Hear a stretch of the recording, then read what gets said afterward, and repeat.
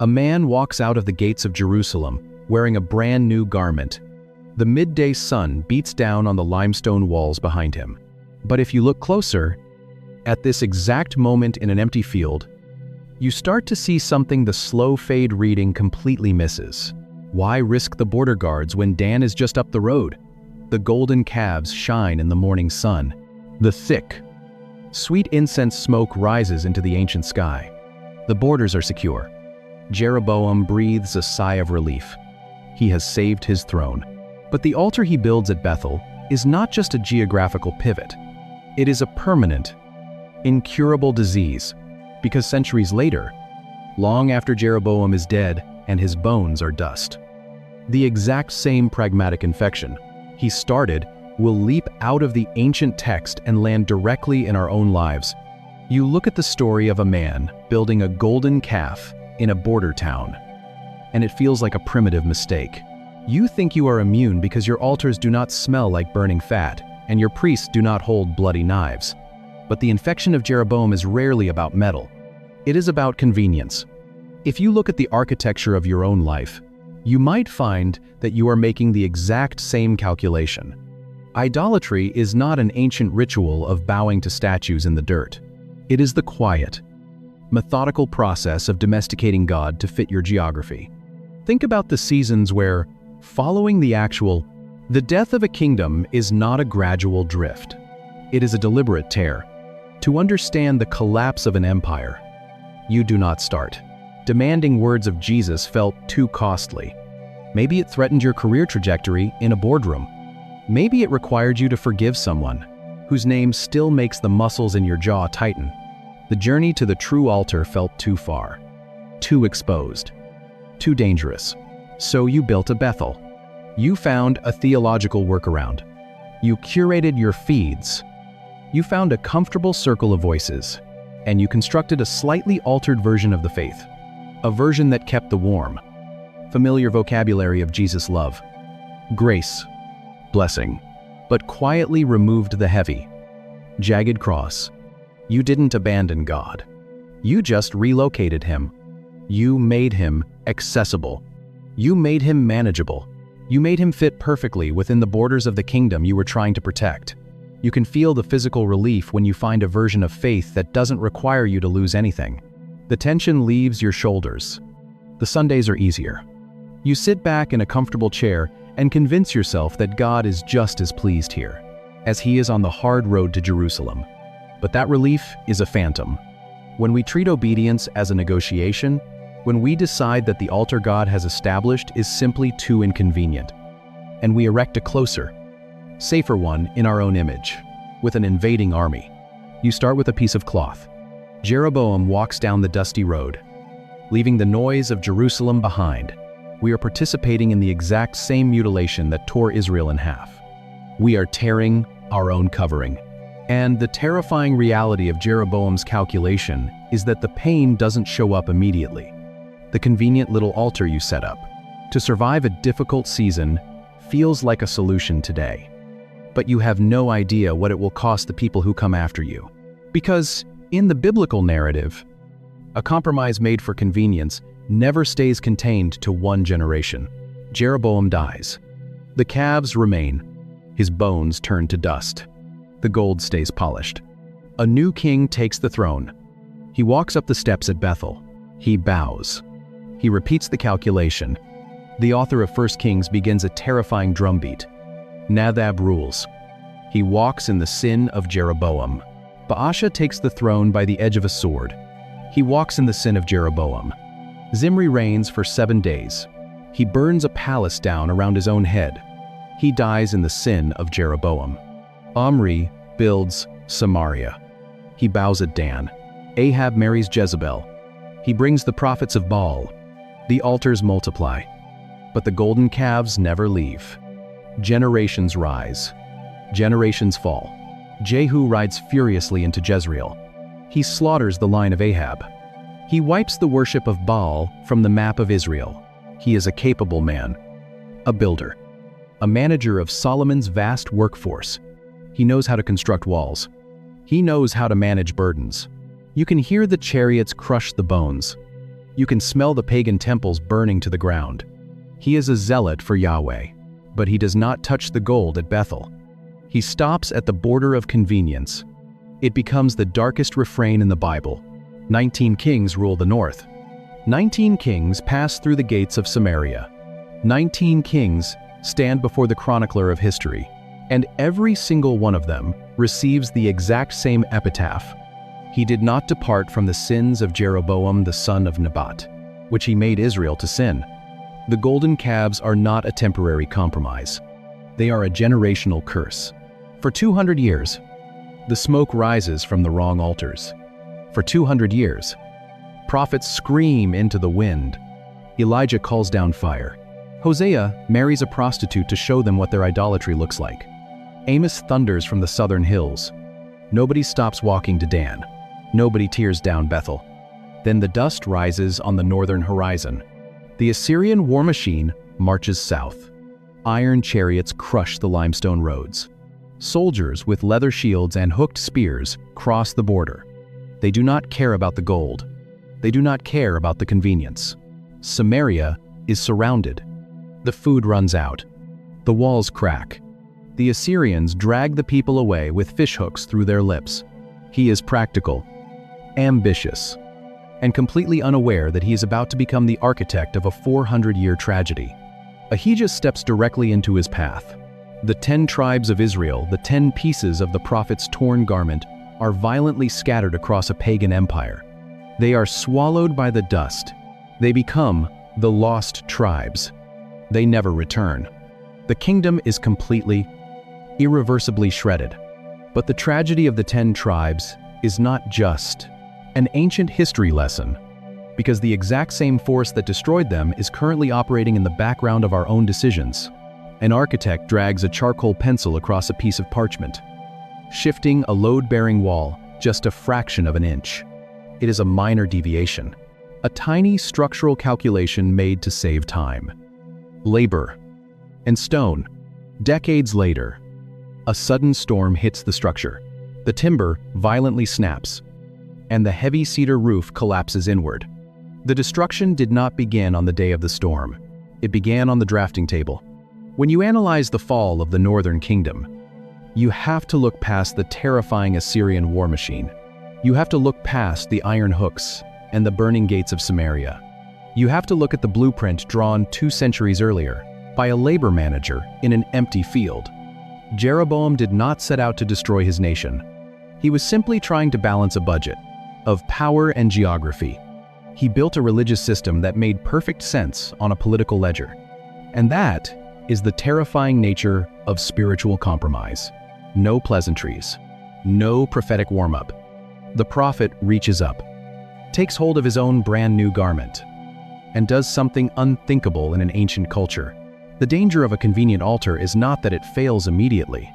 It is that it works perfectly. For decades, the golden calves did exactly what they were engineered to do. They kept the people home. They secured the borders. They provided a frictionless, localized religious experience that demanded no dangerous journeys and promised all the familiar comforts of faith. The heavy smell of the burning incense successfully masked the scent of the structural decay. But the tragedy of Jeroboam is the tragedy of inheritance. The 19 kings who followed him did not have to invent a new idolatry. They simply walked on the smooth, well-trodden road he had already paved. The altars at Dan and Bethel stopped being a radical political strategy and became the background noise of the nation. They became traditional. They became respectable. Every time a father took his son to Bethel instead of Jerusalem, he was quietly rewiring the spiritual DNA of his family. He was teaching the next generation that God is a commodity you manage, rather than a sovereign king you obey. A spiritual compromise is not an isolated event. It is a living organism. It grows in the dark, weaving itself into the cultural fabric, passing quietly from father to son, until the original memory of true worship is completely erased. By the time the Assyrians showed up on the horizon, Israel was not a nation that had suddenly rebelled against God. They were a people who had spent 200, that treats woven textiles as high-value currency. He rips it. You can hear the sharp, violent sound of fabric tearing in the quiet field. Years diligently practicing a counterfeit faith, until they could no longer tell the difference between the God of the Exodus and a piece of molten gold. They had inherited a torn garment and convinced themselves it was a masterpiece. And that brings us to the most uncomfortable question of this entire history. The question that forces you to look past the ancient rubble of Samaria and stare directly into the architecture of your own life. A king married for political safety, and a foundation rotted from the inside out. A prophet tore a brand new cloak, and a kingdom was violently amputated. A manager cast 2 calves of gold, and an incurable spiritual infection began. The people chose the closer, easier altar, and worshipped a carefully managed simulation. 19 kings repeated the exact same calculation, and a counterfeit faith became a respected tradition. An empire marched south with iron chariots, and the 10 tribes were swept into the dust. The golden calves shone in the sun for 200 years, and the fabric of a nation was torn forever. One calculation, one collapse. But maybe the part that stays with me most is the sound of that tearing cloth in the empty field. The prophet gripping the heavy, stiff, unwashed fabric and pulling. Kara, not a clean, diplomatic severing, a jagged, violent mutilation. He does not just tear it in half. He shreds it. He grips the heavy cloth and pulls, again and again, violently rending the new garment. Jeroboam walked away from that meeting, thinking he was holding 10 pieces of a bright political future. He did not realize he was holding the autopsy of his own people. If you are in a season where the altar of God feels too far, too costly, or too exposed to reach, you are going to be tempted to build a Bethel. You will feel the intense, pragmatic pull to construct a theology of convenience, to mold a localized, manageable deity who asks nothing of you, who allows you to stay safe on your side of the border. Do not make the calculation. Do not settle for the counterfeit fire. The hard, exhausting road to the true temple is always better than the comfortable road to an illusion. And may the God who refuses to be domesticated, who demands the difficult journey because he knows it is the only way to save you, give you the courage to tear down the altars of convenience in your own life, until he is holding exactly 12 distinct pieces of ruined fabric. He is not just ruining a cloak. He is pantomiming a catastrophe. A king has compromised in the palace. A prophet has waited in the field. A nation is about to fracture. The air is thick with the dust of endless construction. Inside the city, Solomon the Great is building monuments, expanding borders, piling up cedar and chariots. Ahijah holds out his hands and gives 10 of the torn scraps to Jeroboam. The message is devastating. The Golden Age is dead. The 12 tribes, united under David and glorified under Solomon, are about to be violently separated. Because Solomon's heart was divided among foreign gods, the kingdom itself will be divided. God is handing 10 northern tribes to this labor manager, leaving only a remnant for the house of David. But the detail that changes everything, the theological seed that will eventually grow into the total destruction of a nation, is hidden in what Jeroboam does the moment he gets his crown. The book of 1 Kings is widely read as a political history of ancient Israel. We scan through the reigns of various monarchs, the alliances they made, the wars they fought, and the massive building projects they commissioned. We see Solomon accumulating 700 wives, 300 concubines, and a staggering amount of gold enough to make silver as common as stones in the streets of Jerusalem. 1 Kings is not a chronicle of political misfortune. It is a spiritual autopsy. It was written much later, compiled while the people of Israel were sitting in the dust of exile in Babylon, breathing the foreign air. Looking back at the smoking ruins of Jerusalem, the original readers of this text were a traumatized people. Silver is treated like dirt. The scent of burning frankincense drifts from the Temple Mount. It looks like an eternal kingdom, trying to answer one agonizing question. How did we get here? How did a nation that walked through the Red Sea and stood at Sinai end up as a group of broken captives in a pagan empire? The author of 1 Kings writes to answer that question, and he points the finger directly at the fracture. We often look at the peak of Solomon's reign and see the pinnacle of biblical success. Cedar beams hauled down from Lebanon, solid gold shields hanging in the halls of the palace, a temple so glorious that the presence of God manifested as a physical, blinding cloud that drove the priests out of the room. It looks like the ultimate, unshakable fulfillment of the promises made to Abraham. But underneath the gold plating, the foundation is rotting. Solomon married foreign women to secure political alliances. It was a standard, pragmatic, geopolitical strategy in the ancient Near East. A treaty signed in ink, sealed with a wedding ring. But with those marriages came foreign altars. The heavy, sweet smoke of incense burning to Chemosh. The terrifying fires lit for Molech, on the hills, directly facing the temple of Yahweh. Solomon thought he was building a cosmopolitan empire. He thought he was mastering the geopolitical game. But the author of 1 Kings documents the slow, quiet erosion of a heart. The division of the kingdom was not a political accident. It feels like an unbreakable covenant. But outside the walls, the prophet Ahijah walks into an empty field. It was a divine amputation. When the kingdom splits, when Rehoboam, Solomon's arrogant son, takes the southern tribes, and Jeroboam takes the 10 tribes. To the north, the clock starts ticking. The nation is officially on a collision course with the brutal empires of Assyria and Babylon. The 12 tribes are severed. And the northern kingdom of Israel will never have a single righteous king. Not one.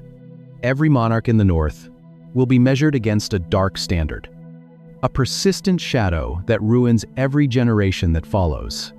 And the reason for that unbroken streak of failure begins immediately. Because the moment the crown touches his head, he does a brutal, pragmatic calculation. He looks at the physical map of his new kingdom. He looks at the religious habits of his people, and he realizes he has a catastrophic geographical problem. Jeroboam stands in the middle of his new capital, looking north, then south, then toward the border. He has 10 tribes. He has a brand new army. He has a divine mandate spoken by a prophet in a field. But he also has a nagging, paralyzing anxiety. The temple is in Jerusalem, the temple of Yahweh, the only place where the law commands the people to offer sacrifices, the place where the annual feasts happen. The fabric of his new cloak is heavy, stiff, completely untouched by the dirt of the road, is currently sitting inside the territory of his enemy, Rehoboam, every single year. Jeroboam knows his people will have to walk south. They will have to walk past his own palace, past his own soldiers, and cross the border into the city of his rival to worship. They will stand in the courts of Jerusalem, sing the Psalms of David, and remember the house of Solomon. Jeroboam looks at the map. He looks at his own position, and he realizes that the architecture of Israel's faith is currently a structural threat to his political survival. If they go to Jerusalem, he loses their hearts. If they lose their hearts, he loses his head. He doesn't ask God for a solution. He doesn't wait for a prophet to tell him how to handle the logistics of the divided nation. He relies on his own management skills, his own administrative wisdom, his own calculation. He decides to replace the inconvenient temple of Jerusalem with something more localized, more accessible, more controllable. He commissions 2 calves of gold. He sets one up in Dan, far to the north, and one in Bethel, just miles from the border of Jerusalem. It is a masterpiece of political engineering. It is the perfect integration of religion and statecraft. He doesn't tell the people to stop worshiping the God who brought them out of Egypt. He simply changes the physical location, the visual representation, and the priesthood. He gives them a convenient. He wears it like a mantle, walking with the deliberate pace of a man carrying a loaded weapon. He is not wandering. He is waiting. Local alternative. The people flock to the high places. They see the gold shining in the mountain air. They hear the familiar sounds of sacrifice. They think they are worshiping the God of their fathers. But they are actually participating in a carefully managed simulation. And this is where the language of the text shifts into something much darker. The author of 1 Kings, writing from the perspective of a people whose homes have been burned and whose land has been lost, identifies one specific Hebrew verb used in this moment that acts as a linguistic key to the entire collapse of the nation. It is a word that appears here, in the shadow of the golden calves, and it changes everything about how we understand the fall of a kingdom. To understand the catastrophe of the golden calves, you have to look back at the prophet in the field, and the exact word used to describe what happens to the nation. 1 Kings chapter 11, verse 30. The prophet Ahijah takes hold of his own new garment and rips it into 12 pieces. The word your English translation uses for that action is the Hebrew verb kara. It appears over 60 times in the Old Testament, and it carries an immense amount of historical and emotional trauma. He is waiting for a labor supervisor named Jeroboam to come down the path. Most people read the book of 1 Kings as a dry, historical ledger. Kara is not a clean, surgical cut. It is a violent, jagged rending of material. In the ancient biblical world, when God wanted to establish a legal, binding agreement, the text uses a different word, karet, meaning to cut a covenant, a precise and sacred severing of an animal sacrifice. But kara is chaos. It is the exact same word Jacob screams in Genesis 37 when he is handed a blood-soaked tunic and realizes a wild beast has violently torn his son Joseph to pieces.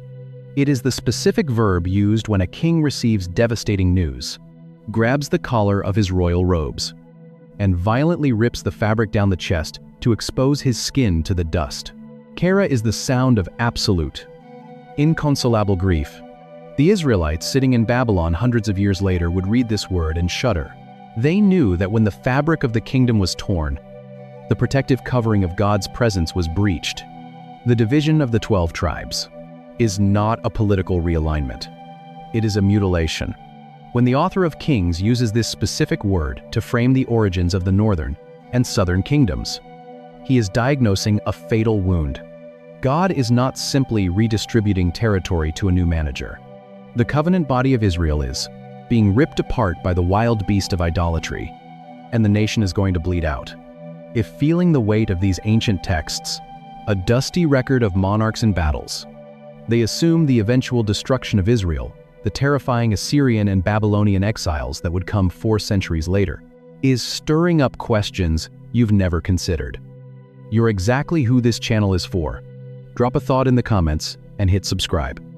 Because every week, we go deeper into the text than you knew was possible.